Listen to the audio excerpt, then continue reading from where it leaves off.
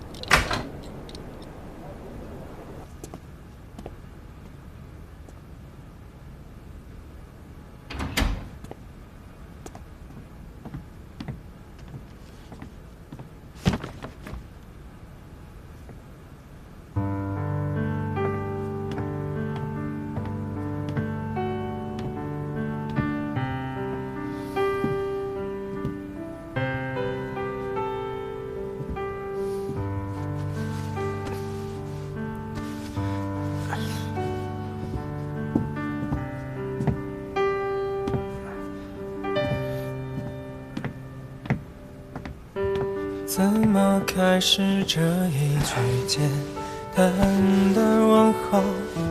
怎么成为你心里唯一的温柔？我知道所有的情话，没谁能一辈子说到老。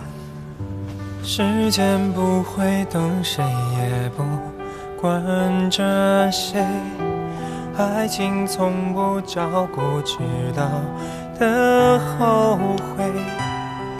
我只想用尽一生繁华，装点你那荒芜而寂寥的孤塔。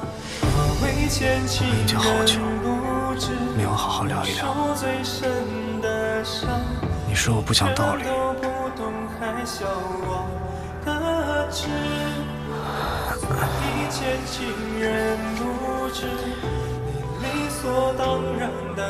能我真的是小气吧。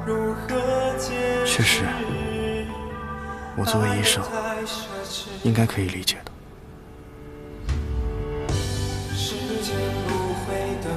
可我作为男人，我真的没办法那么大度。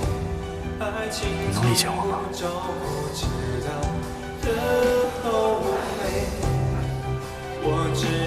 还有，别这么累了好不好？多关心一下你自己。我未见情人不知，愿受最深的伤，你全都不懂，还笑我的痴。所以欠情人不知，有件事我想跟你聊聊。但是我如何解释？我未见情人不知，愿受最深的伤，你全都不懂，还笑我的痴。所以欠情人不知，你理所当然，但是我如何解释？爱得太奢侈。主人，聂医生，不好意思啊，这么晚还让你们过来。其实我不想让他来的，他性子不好，我也管不住他。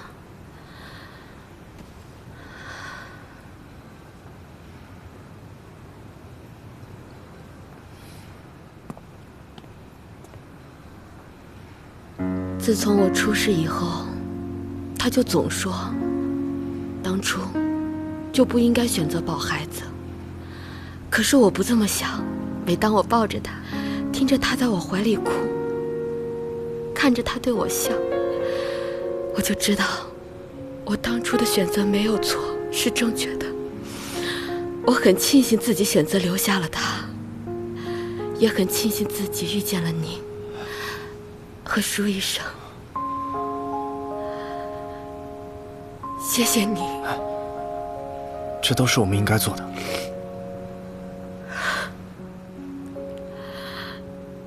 要不是你们，我可能永远也体会不到作为母亲的幸福感。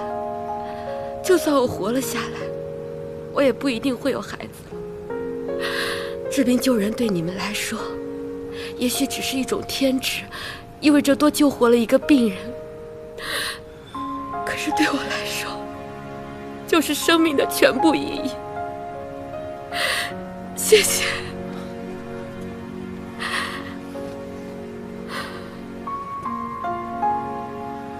谢谢你对我们的信任。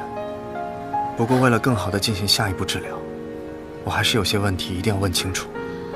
鉴定报告上检测出，你的身体里除了药物成分和身体的微量元素以外，还有一些其他的不明成分。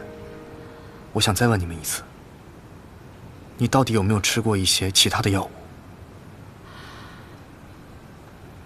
是不是你之前给我买的保健品啊？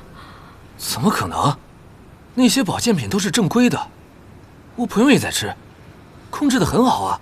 就算那些保健品会对某些人有用，但它也未必适用于所有人。你不知道里面的成分和他现在吃的药会不会有冲突。这难不成真的是保健品的事儿？那不成我害了你吗？这大夫，你一定要救救我老婆呀！拜托了。既然这样，那就好办了。第一，立刻停止服用保健品；第二，我们尽快出治疗方案。天不早了，那你们好好休息吧。